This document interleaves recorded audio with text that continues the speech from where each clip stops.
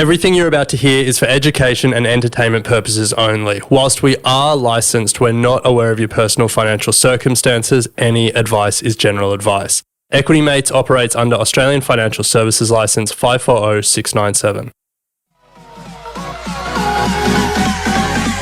Equity Mates! I will say this about investing. Everything you do learn is cumulative. What I learned at 20 is useful. Welcome to another episode of Equity Mates, a podcast where we explore what is possible in the world of investing. If you've just joined us for the first time, a massive welcome to the community. My name is Bryce, and as always, I'm joined by my equity buddy, Ren. How are you? I'm very good, Bryce. Very excited for this episode. There is a lot going on in markets. We're going to try and cover a lot of it today. We have a couple of community questions on emerging market ETFs. So we're going to talk about the best way to invest there. It's investor letter season. Every quarter we get letters from some of the best investors around the world. We've got two of America's best investors who have opposing views on where to from here. So we're going to look at what they think and how they're investing as a result. But first of all, as we always do, we're going to start with the news of the day. News and markets. All right, Bryce, well, news. Yes. There's a lot going on. There is. There is the US elections less than a week away. We have Australian billionaires falling left, right, and centre, tax evasion, cheating scandals, the like. We've got uranium miners falling 20% plus. We've got the AI story playing out. What else have we got? We've got ANU going bankrupt, almost going bankrupt. We got the Prime Minister getting dragged into more Qantas-related scandals. There's a lot going on. There is. And I think maybe we start this conversation by taking a breath and asking the most important question. How much do you think the ASX 200 is up in the past 12 months? 20%. Yeah, 21%. Yeah. How much do you think the S&P 500 is up in the past 12 months? 36. Close, 39%. Yeah. So we can all just take a break, take a breath, and as we get into the news, remember to not be overwhelmed by the news. Well, why do we do a news section then? Because why do we do a daily news email? Short-term media incentives don't align with long-term investing. Yes, that's right. If you were invested in some of those companies, though, you should be paying attention. Definitely. No, yeah, like we've spoken about, facts have changed actually since we last spoke about Chris Ellison and old mate Richard White. Yeah, well, what changed? Well, Richard White has now... Well, he stepped down as CEO. Yeah. He quit and is now resumed with the title founding CEO and is a long-term consultant. To be clear, he stepped down as CEO and he's been rehired on his same salary, $1 million a year as a full-time consultant, also still owns 37% of the company. Yeah. So I think it'll that. get messy. I think it'll get messy there. And since we last spoke about MinRes, ASIC have now started really sniffing around and the board have slightly now changed their tune a bit. Seems like they're backing away from backing Chris as fervently as they were a week ago. So if you are invested in those, you should pay a bit of attention. Definitely. Yeah, But longer term, you're right. Yeah, I think if you're invested in individual companies, you need to be paying attention. If you are just interested, like we are, it's interesting to pay attention. Yeah. But we do multiple news segments a week on this podcast. We do a daily news email, but I can assure you that I don't make investment decisions day to day based on the headlines. No. Yeah. You missed one thing though, Ren, and that's Bitcoin's about to break 70K. Yes. Yeah. Well, as we run into the election. It's been flirting with that. It's in the high 60s US dollars, but it's good. It's good. Yes, but those are not the stories that we wanted to talk about today. No. We wanted to talk about two stories that are pretty cooked over in America, in our view. Yes. Headline, America is cooked. Yes. Brackets, not the election. Not the election, yeah. So two headlines. The New York Stock Exchange want to extend trading hours to 22 hours a day. Yes. And Robinhood are now entering into the contract betting market. Into gambling. So let's start with the New York Stock Exchange. They want to move to 22 hours a day. Yeah, and we should be clear because I think this has been getting a little bit confused in its reporting. It's after hours trading. Yes. So right now, the New York Stock Exchange is open during the working day, sort of, 10 to 4? So its core is 9:30 to 4. Yeah. That's core. But then there's after hours trading that happens on either side of that. Yeah, so they do 4 till 9:30 a.m. Yeah. and 4 till 8 p.m. Yeah. Yeah. And the in hours and after hours distinction is a bit of a funny one, isn't it? Because you're still trading either one. Yes, you're still trading either one. I know on Stake, for example, one of their tiers is you can trade, you can get access to after hours trading. I think all it's doing is actually giving you access to a separate electronic trading system that the core doesn't run on. Okay. And so all that the New York Stock Exchange are doing in this story is expanding that 16-hour window to 22 hours. Yes. Yeah. Yeah. It's less of a big change, I guess, but it's also just it just feels unnecessary. Unnecessary. You'd hate to be an equities trader. They're going to make more money from it. Definitely. Yeah. A junior equities trader would be quivering in their boots seeing this headline because now it's just going to mean that you're going to have to be on 22 hours of the day. Just brutal, just so brutal. And there's talk of a Texas stock exchange that I think a private equity player is trying to build down in Texas. I think there's chat that they want to run 24 hours a day. I think a lot of what they're responding to is crypto markets being 24/7.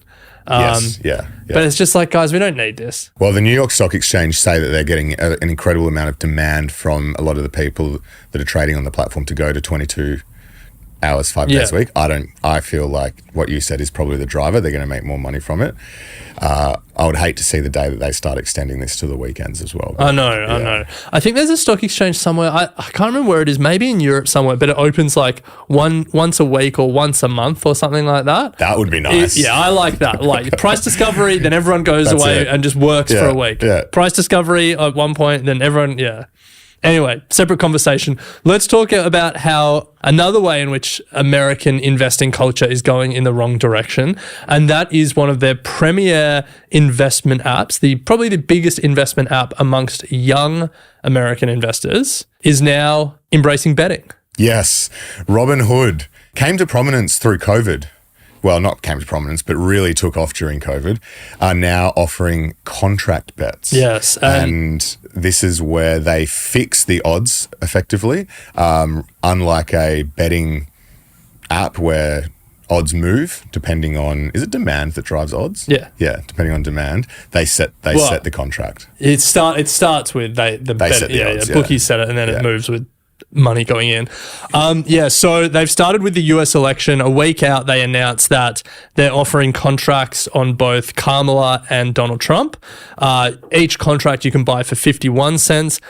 If they win, you get $1 back.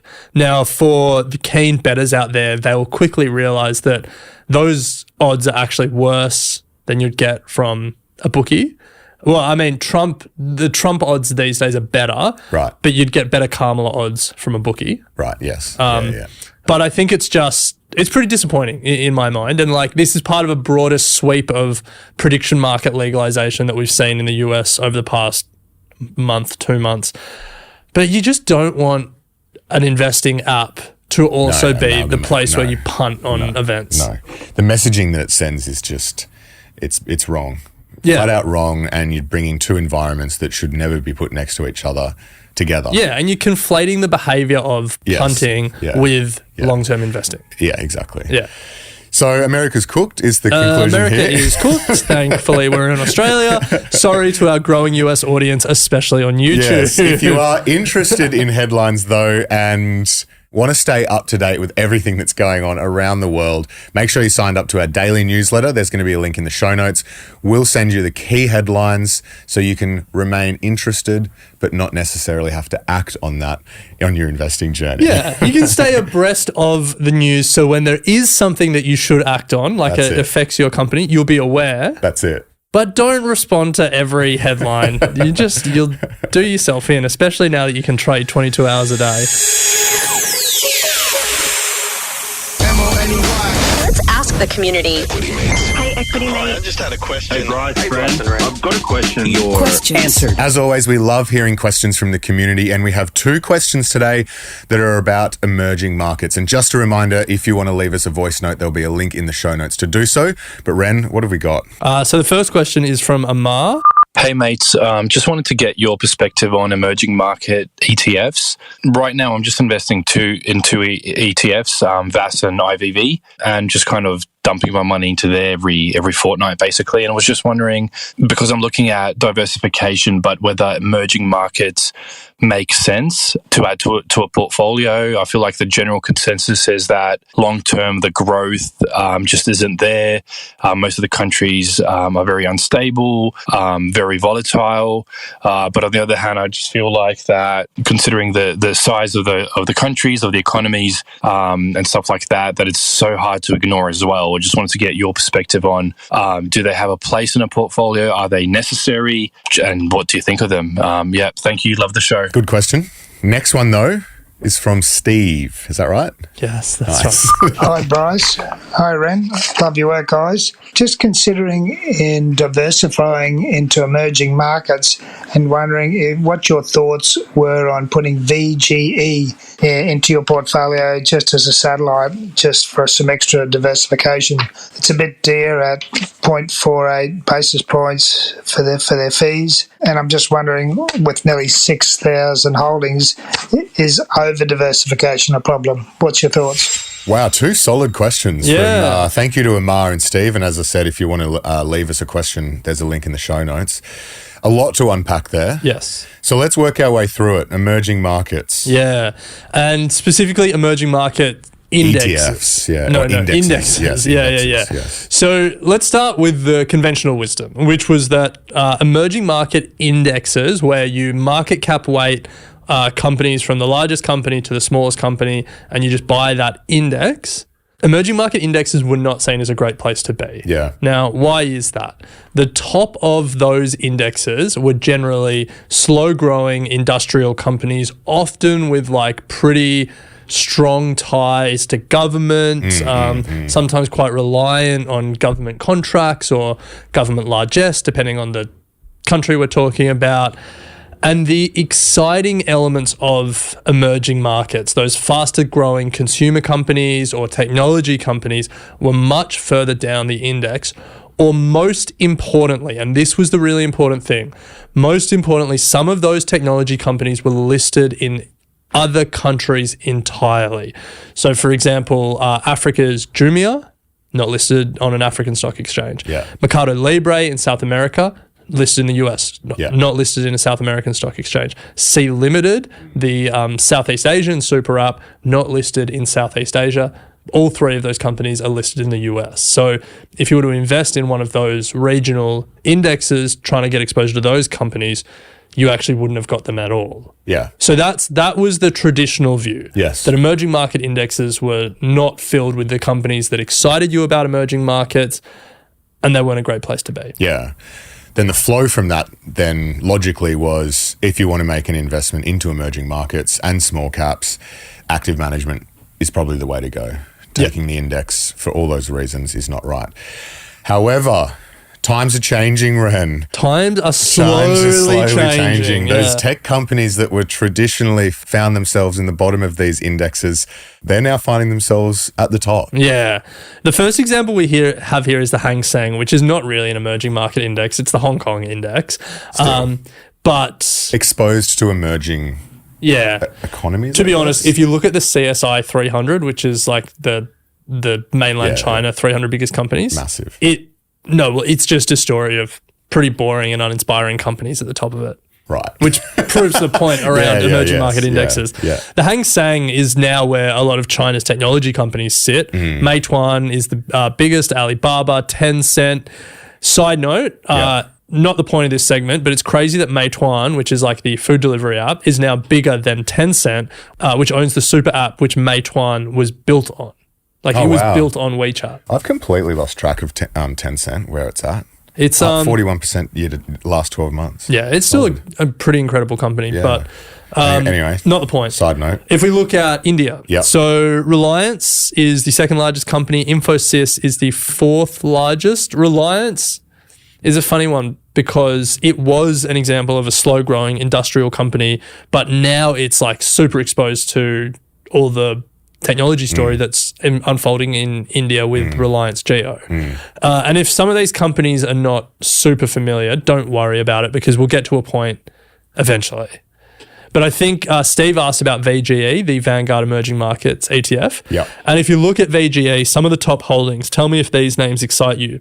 Taiwan Semiconductors, Tencent, Alibaba, Meituan, Reliance in India, HDFC Bank in India, Pinduoduo, which is the owner of Temu, for people who are unfamiliar, Infosys, Honhai Precision Industry, which people may know as Foxconn, the company that makes iPhones for Apple, and then China Construction Bank.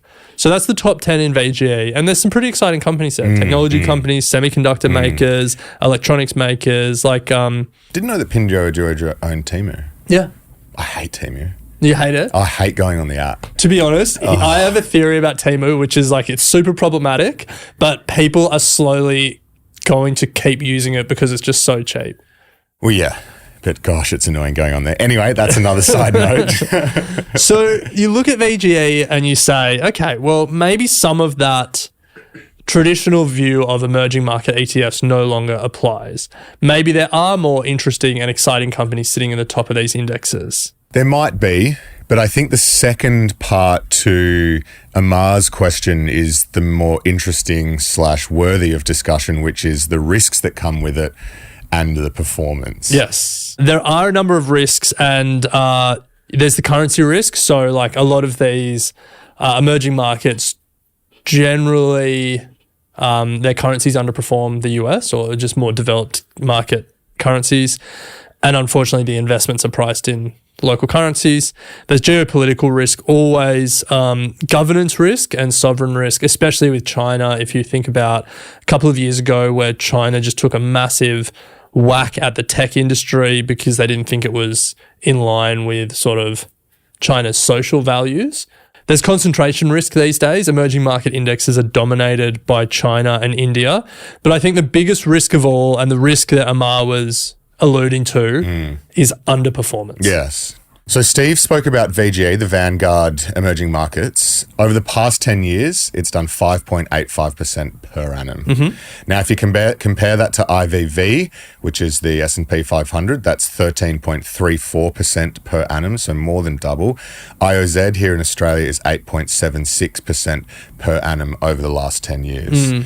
Pretty significant underperformance versus, I guess, where else you could be putting your money. Yeah, and you're getting worse performance for more risk. Like emerging market economies are generally riskier. And I think the important thing to stress is where we started this conversation is people generally say if you want to invest in emerging markets, you need to think active. But if we look at ASX-listed active ETFs that invest in emerging markets, the story isn't a lot better. So Fidelity Global Emerging Markets has beaten the index. It's done 8.5% per annum since inception in 2018. So that's done meaningfully better than Vanguard's Emerging Markets Index. And BetaShares also have an active emerging markets ETF, the Martin Curie Emerging Markets Fund. Since inception in 2019, 4.9% per annum. Yeah. So underperformance. Yeah. I think if you want to invest in emerging markets, you have to believe that that level of underperformance is going to change. Because I would just argue otherwise, like you're taking more risk, you're getting worse performance. What are you doing? Yeah. Well, neither of us have either an index or a managed fund that give us exposure to emerging markets. And for me... Are you not in the Nifty 50 ETF? No. Yeah. No. For me, that's different though. I think about that differently. India is an emerging market. I know. I don't know why, but I don't have exposure to it. Yeah, but I feel like that's the interesting thing as well. It's like, so India and trying to dominate the emerging market index, but the emerging market index has massively underperformed just investing in India, and that's because China has been an underperformer. So I think to your point, Ren, around you need to believe that it will outperform. I think why I think India, I separate India from the conversation we just had is because I do believe that it has potential to outperform that 8% per annum. If you even look at the last 12 months, it's up 27%. Yeah. So I guess then in that instance, you would say invest in India, don't invest in emerging markets broadly defined. Yes. But look, there's nothing wrong with investing in emerging markets. We should be very clear. It provides diversification to your portfolio. It will pick up some of these more interesting companies that now top the index. That might change, but how I would think about it is going in eyes wide open about its historic underperformance, and I would need to have some level of a conviction that would change. And I would be thinking about it like a satellite position. I wouldn't be buying it, putting it in a bottom drawer and not looking at it again, just because I don't think, for all the reasons we touched on, I just don't think that's how you should think about it. Yeah. Well, thanks for the questions, Steve and Amar. As I said, make sure you leave a voice note if you would like to get a question on the show, and we'll make sure that we get it on and answer it. Now, we're going to take a very quick break, and on the other side, we're going to look at a couple of investor letters written by 2 billionaire investors and see what their thoughts are on the markets. We'll be right back.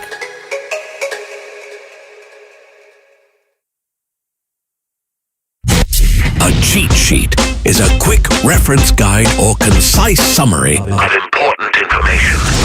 Welcome back to Equity Mates. This segment is called Cheat Sheet, where we look under the hood at some of the world's best investors and what they are investing in. But today, it is investor letter time. Q3 investor letters are now starting to come through. If you're just new to the show, investor letters are a treasure trove of information where they take the time to write to their shareholder base about what they've been up to for the last quarter. Yep. And we have a couple of letters here from 2 billionaire investors. Yeah, so we wanted to pull them out because we think they give quite interesting, different perspectives on where the market is and where it might go from here. So do you want the good news or the bad news first? Let's start with the bad news. The bad news. Yes. So in the quote-unquote bad news corner is David Einhorn.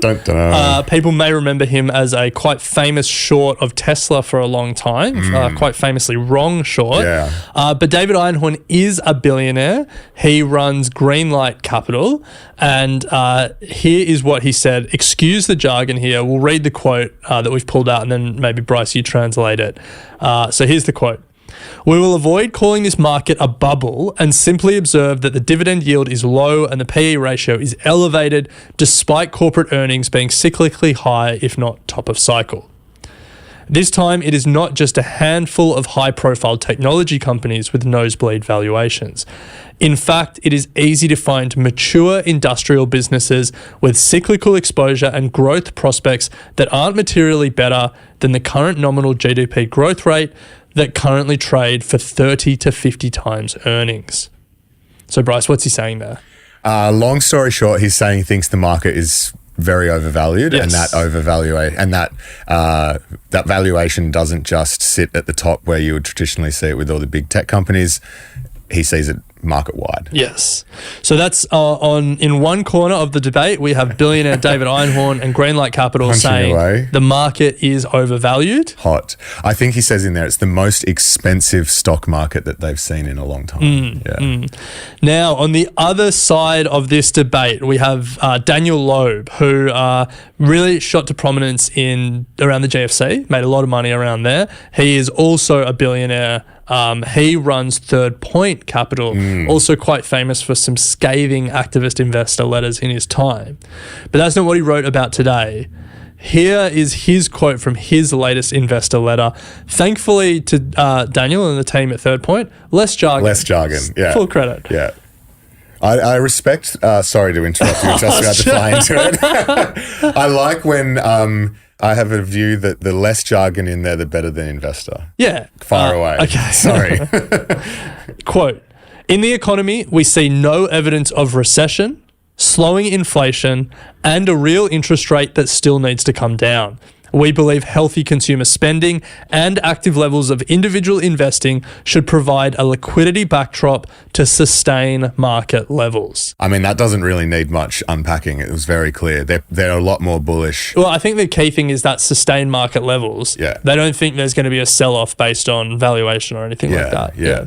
So, two billionaires, two very successful investors in their own rights, opposing views on where the market is and where to from here. Yes. Who is right? I mean, this is the beauty of markets. No one's going to be like. Well, someone will be right. Someone will be right, but I think the beauty of markets is, for me, the beauty of markets is one of them will be right, but both of them will make money. You reckon? That's deep. Yeah, I think so. I think at our live show in Brisbane, we made the point that there's no one right way to make money, that like a lot of people make a lot of money, different times, different styles, different amounts, obviously. But I think that's something that I'm really learning that. Yeah, but let's put it this way. I got the impression that Einhorn he spoke a lot about Buffett's approach and why he's the best investor and how, in fact, he's probably been one of the best market timers in our generation or in history. Buffett famously known for not timing the market. Yeah. Well, Einhorn's arguing that, in fact, he probably is one of the best timers of market. Okay. And looks at how he is approaching the market at the moment, not putting any cash in. Yeah. Doing share buybacks and sitting on a shitload of cash. Yeah. And so Einhorn, I mean, is suggesting that he's doing the same. Yeah. So if he's not investing, he might not be making that much money. No, well, this is the thing. So the great thing about all these big US funds is we can see what they own. Nice. Also, Einhorn has to invest. Like you're given money by institutions and pension funds to invest. Yes. You have to stay invested. It's just what you invest in. So let's go to what they own. And we've had a look on Ticker, ticker.com/equitymates if you want to use their tool to see what the best investors own. So let's start with the positive case. Let's start with Daniel Loeb. So if you believe that the economy is strong, the consumer is strong, and that the market can sustain its current levels, what do you buy? I'm all in on big tech, baby. All in on big tech. And unsurprisingly, Third Point is pretty all in on big tech. So their biggest position is Amazon. 11% of the portfolio. Third biggest position is Microsoft. Fourth, Meta. Sixth, Apple. And eighth, Google. Oh, actually, for completeness, Taiwan Semiconductor is ninth. So what? That's 6 of the magnificent 7 tech companies in their top 10. His portfolio reflects his sentiment, that's for sure. Interestingly, Nvidia not in. No, he's got Taiwan Semiconductor in there. Yeah, no Nvidia. Too expensive. Maybe. Yeah. Now, the second biggest holding, so this is a little bit of a tangent, but PG&E, Pacific Gas and Energy, it's like a California-based utility, quite exposed to the nuclear story that's playing out. That is one to keep an eye on if you're interested in the nuclear story. So that's the top 10. Anything else in here that... He's significantly dropped his holdings in Bath and Body Works. I remember we had a guy come on and speak about that a couple of years ago. Yeah, Bath and Body Works. He sold about 33% of that. Uber's in there. Live Nation, very controversial. And Apollo. Private equity. So a couple of well-known names in there. Yeah, 2 others that stand out for me. So Intercontinental Exchange is the owner of the New York Stock Exchange, which is always spoken about as just like a really high quality name. But one that is often not spoken about as a high quality name, a business that seems to be in structural decline and yet remains in this portfolio, Cinemark Holdings. It's a big cinema operator. Maybe you think cinemas are back. Well, let me tell you how Cinemark Holdings has done over the past 12 months. Up 80%. Oh, wow. Yeah. So full credit to them. I mean, if you zoom out over the past 5 years, they're still down 20%. Wow. Yeah. Post-COVID. Yeah.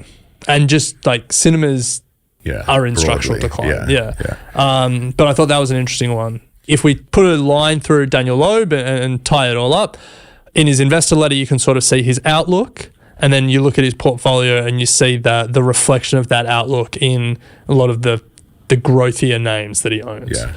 So that's one side of the story. Let's go back to the other side of the story. Let's go and close this out with David Einhorn. He was much more worried about current market valuations. How does he invest on the back of that? So 32% of his portfolio is in a company called Green Brick Partners. Yeah. Now, Green Property Brick developer. Partners, are a diversified home building and land development company, acquiring and building homes. Yes. So bullish on property, you could say. But outside of that, no big tech names in here. So his top 5 names: Green Brick, Console Energy, Bright House Financial, HP, and Kyndryl Holdings. So some more unknown names there. And then Penn Entertainment comes in at number 6. I like to read these letters as they come out, and one thing that you learn is that David Einhorn, if you look back over his letters, he's been pretty bullish about Green Brick for a while. It's up 100% over the past 12 months, so it's not done too poorly. But I think this is a real story of like when you find a company that you have conviction on, hold it for a long time and hold a lot of it. And he has done that here. You know, it's more than 30% of his fund. So I think that's after selling 10% as well. Yeah. So I think that's just a lesson of conviction, staying the course. If your thesis is holding and you think you're onto a winner, you don't get many big winners in your time. I don't know how big a winner this has been for him, to be honest. Like if you zoom out 5 years, it's 650% up. So he would have done all right on it. But that's just something, it's always at the top of his letter and always at the top of his list. A couple of other names that stand out for me: Peloton. Yes. Surprising. That's he would own that as a turnaround story, I imagine. Liberty Global. And a company that has come up a little bit recently is Capri Holdings. Yeah. Now, this was a merger of a few of the luxury brands over in the US. Yeah. And they see it as like America's response to, like the LVMHs of the world, the American luxury conglomerate. It's new as a merged entity, but it's an interesting company to see how it emerges from here. Somehow American luxury doesn't stand out to me in the same way that European luxury does. But it does keep popping up amongst a lot of these big investors, so definitely one to watch. I think one other observation, 2% of his portfolio is in a gold ETF. Yes, yeah. Well, that brings us to the end of Cheat Sheet. As we said, investor letters are an amazing resource to get free insight into some of the minds of the best investors around the world. We'll include a link in our show notes to both of those letters. But there's also a great, aggregation on Reddit that you can have a look at, which we'll also put a link in. That brings us to the end of today's episode. Thank you for listening. As always, please, if you could leave us a rating and a review right now on your iPod app, it'll take you less than 2 minutes. We would really appreciate it. iPod app. Jeez, that's old school. YouTube, Apple Podcasts, Spotify, wherever you're listening, please give us a rating and review. And Bryce will be back with his iPod next time. I love it. You have been listening to an Equity Mates Media production. In the spirit of reconciliation, Equity Mates Media acknowledges the traditional custodians of country throughout Australia and their connections to land, sea and community. We pay our respects to their elders past and present and extend that respect to all Aboriginal and Torres Strait Islander peoples today. This podcast is intended for education and entertainment purposes. Any advice is general advice only and has not taken into account your personal financial circumstances, needs, or objectives. Before acting on general advice, you should consider if it is relevant to your needs and read the relevant product disclosure statement. And if you're unsure, please speak to a financial professional. The hosts of this podcast and their guests may have positions in the companies mentioned. Equity Mates Media operates under an Australian Financial Services Licence 540697.